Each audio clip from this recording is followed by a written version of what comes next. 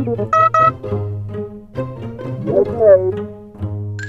guys, welcome to the Clumsy Jedi's full spoiler review of Star Wars Episode 9, The Rise of Skywalker.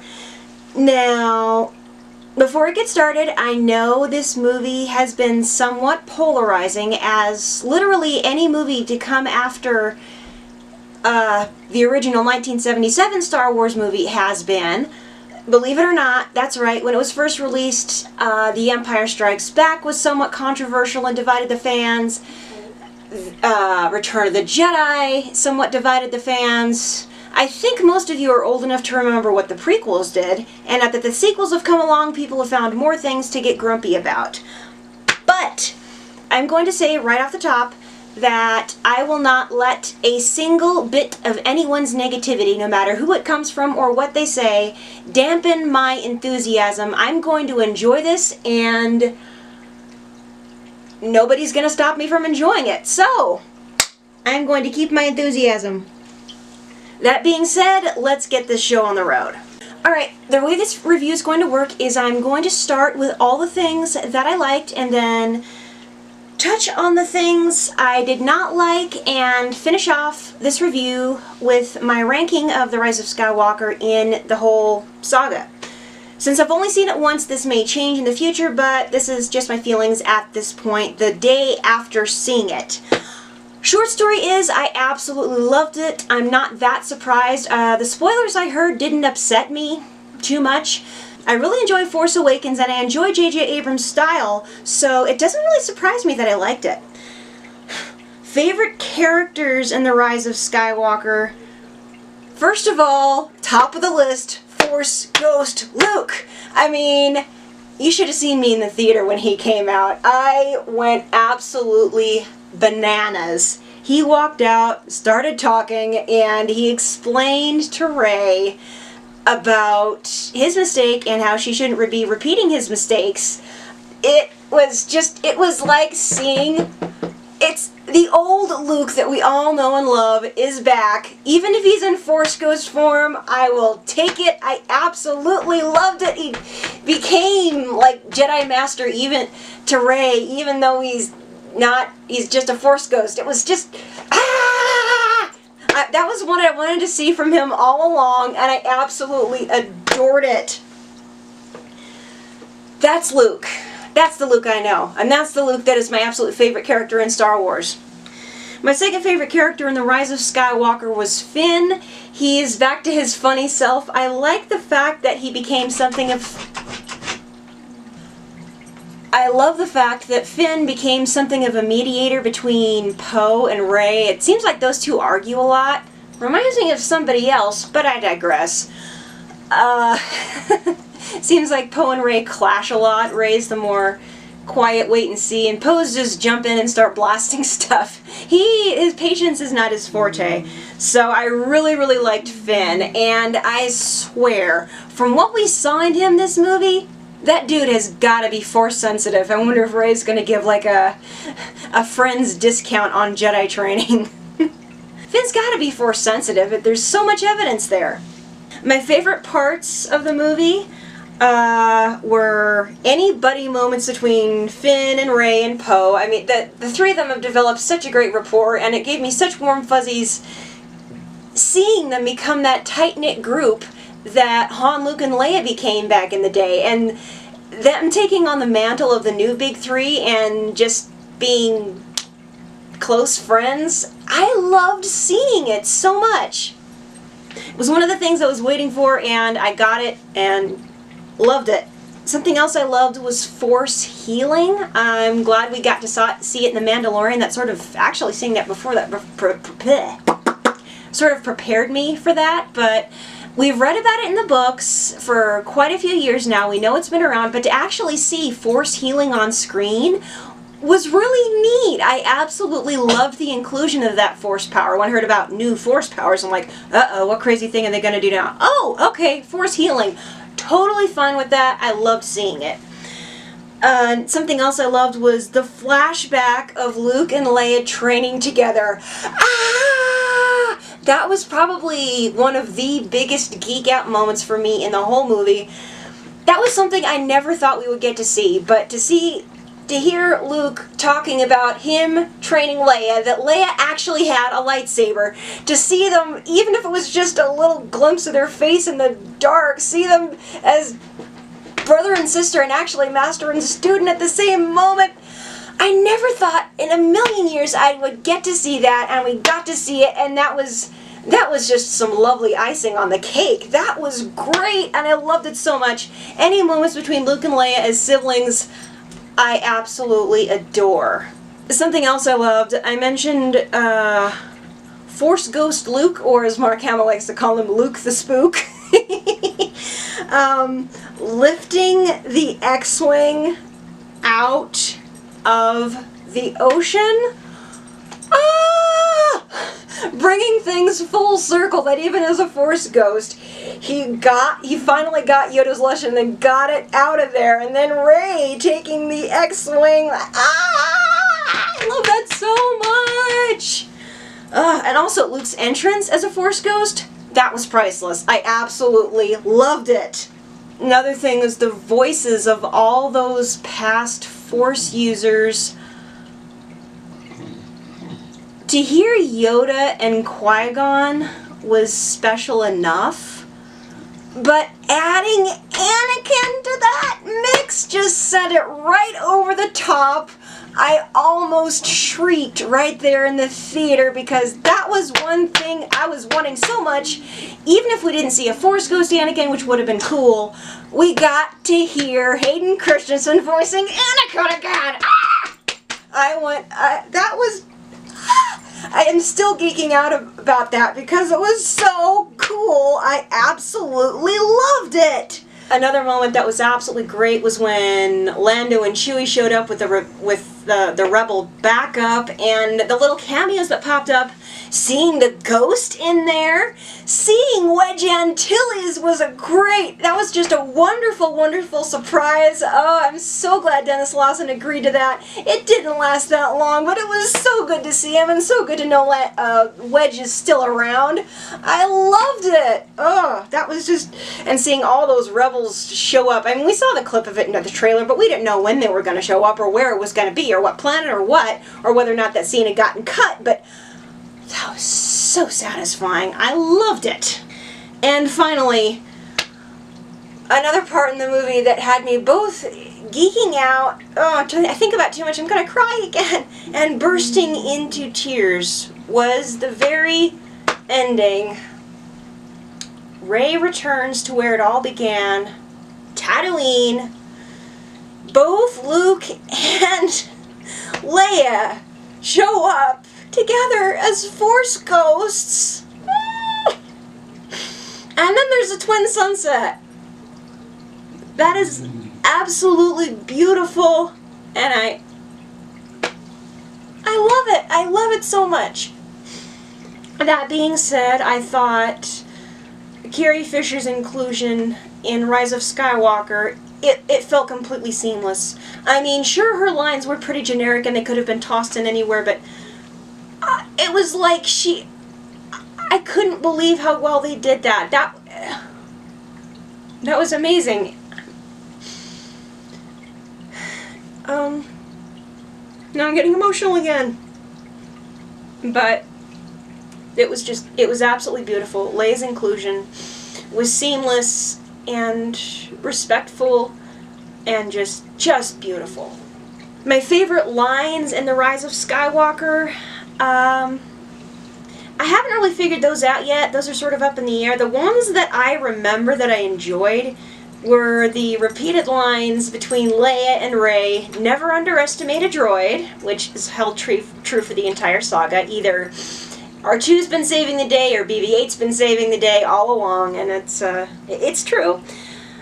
The other line I loved was when Finn and Rey found out Poe had this very interesting backstory as a spice runner before he joined the rebellion, which is odd since both of his parents were rebel pilots. That might have been after his mom passed away and he felt kind of lost. Anyway, enough about that.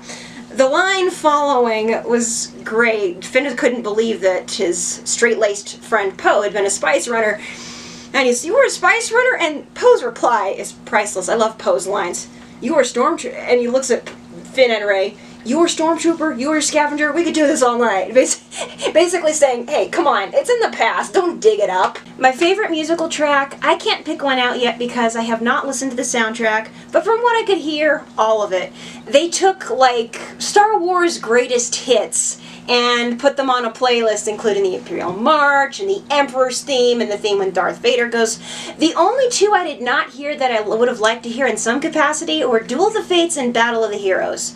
And also a little hint of Anakin's theme would have been nice, although granted there really wasn't a spot for it and we didn't hear any of Across the Stars, but you know, there's only so much you can squeeze into a runtime that's that short. The biggest shock I felt while watching The Rise of Skywalker, first of all, was the fake out that we lost Chewie. That was like, I'm so glad that we didn't lose Chewie, but thinking for a minute that we did, that, oh my gosh, that, I don't like using this phrase because it gets overused too much, but that triggered me. The reason I stopped reading the Legends Expanded Universe novels at Vector Prime was because first thing they did during the Yuzon Vong War in the Expanded Universe, they killed off Chewie. I couldn't handle it, and that's why I stopped reading it. So I saw this in the movie, and I'm like, no, they did not just do that. No, they did not just do that. Thankfully, they didn't. Chewie was on a different transport. He's fine. That was a relief, but oh gosh, thinking initially, that sent me into a state of shock. Like, no, we can't lose Chewie. We cannot lose Chewie. So, whew, huge relief. The other big shock, the other moment that had me going, what the heck? I literally said, what the heck, in the theater, was finding out Hux was a Resistance spy purely out of spite because he wanted to get rid of Kylo. I mean, I can't blame him for wanting to get rid of Kylo. He's always been sort of disgusted with the guy, and the guy's been pretty much tossing him around like a rag doll and mopping the floor with him. But what a petty weirdo. I mean, I'm glad he helped them, but that was just kind of like, what? The pleasant surprise in here was the Han Solo cameo. I mean, technically he was like a memory for, I guess I'm going to have to say Ben. I guess he was a memory for Ben at that point, but seeing him come back for that was completely unexpected, and it was very, very well done. I loved it. The biggest moment that had me cheering was hearing the voices of the Force ghosts. The ones I recognized right off were Obi-Wan, Anakin, Yoda, and Qui-Gon. I might have recognized Mace Windu's voice in there, but that, all those voices talking to her, that was just so great. And I know I keep going back to this, but especially Anakin's voice. I loved it. The most emotional moments for me were when Leia passed away. I mean, I kind of had a feeling it was coming. We thought we lost her in Episode 8. Like, no, she came back at the last minute. The fact that she basically sacrificed her life to try at one last-ditch effort to redeem her son, that...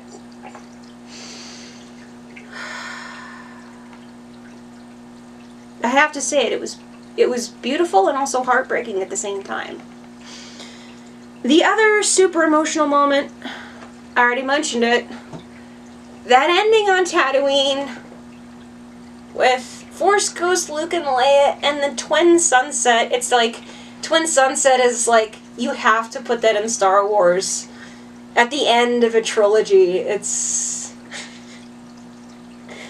because it's beautiful and it's just... I just love it so much. I don't have any more words. I'm running out of adjectives here.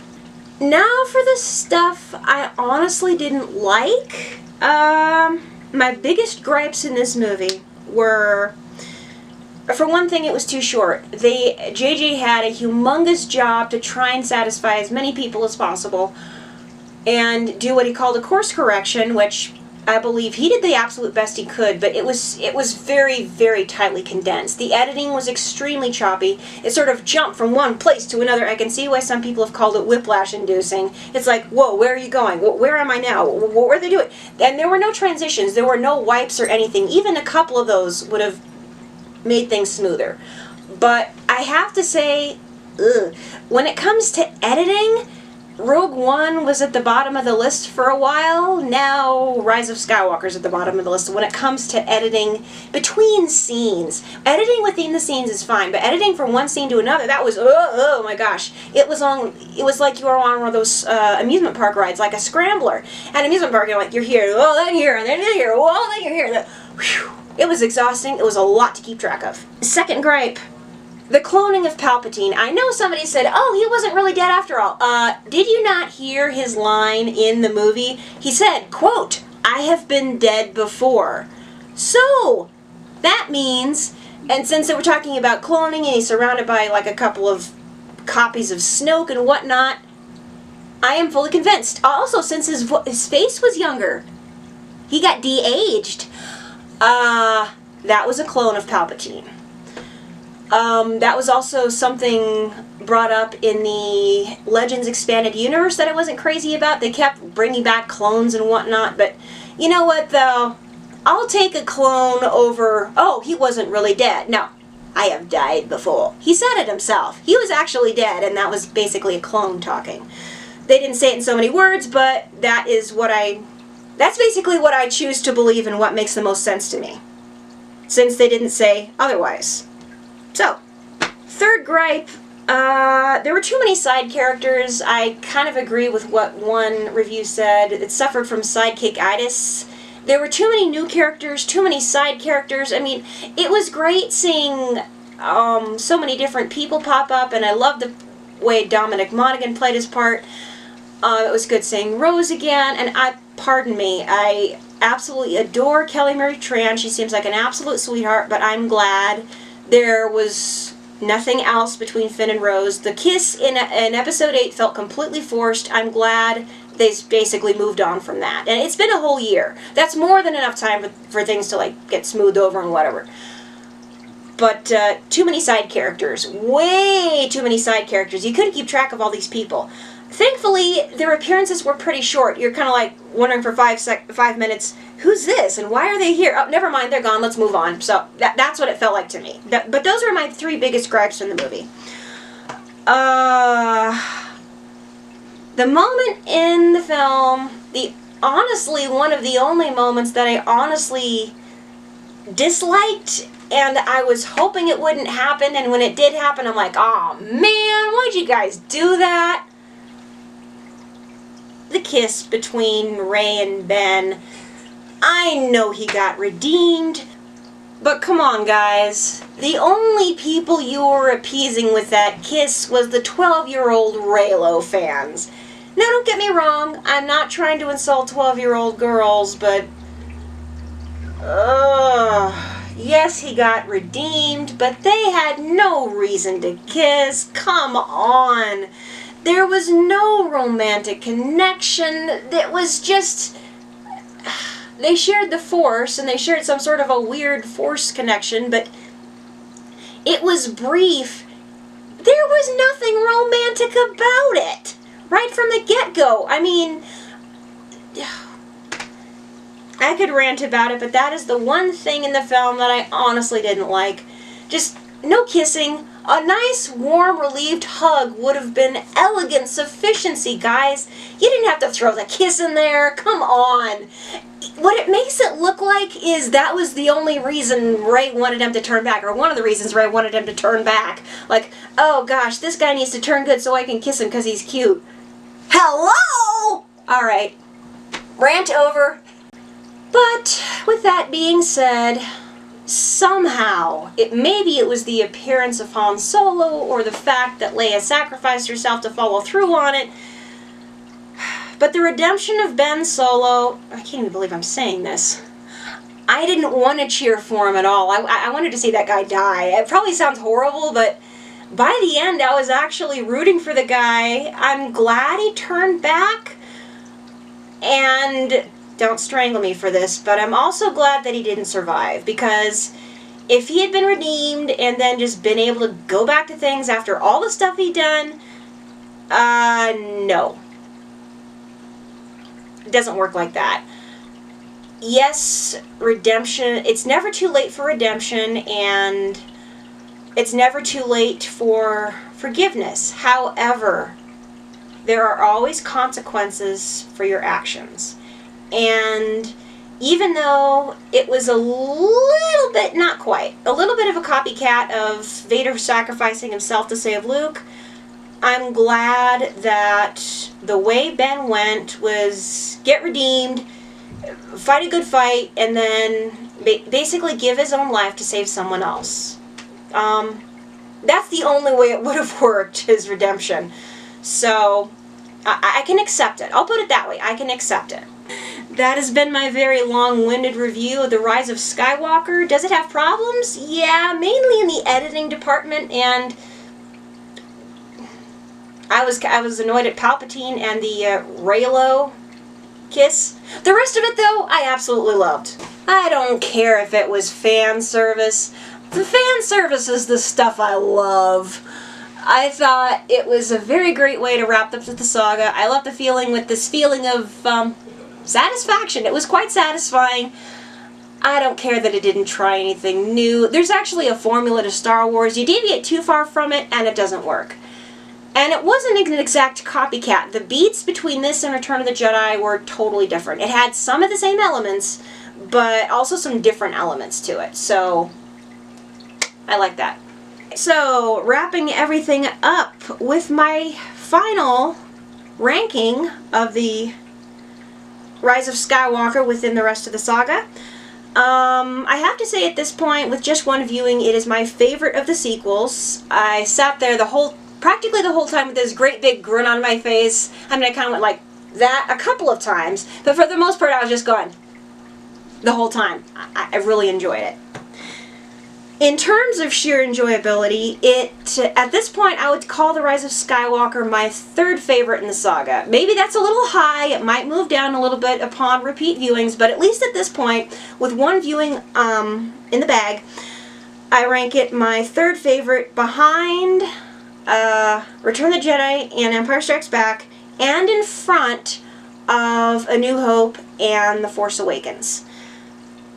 In terms of overall contribution to the saga, I would rank it number 4.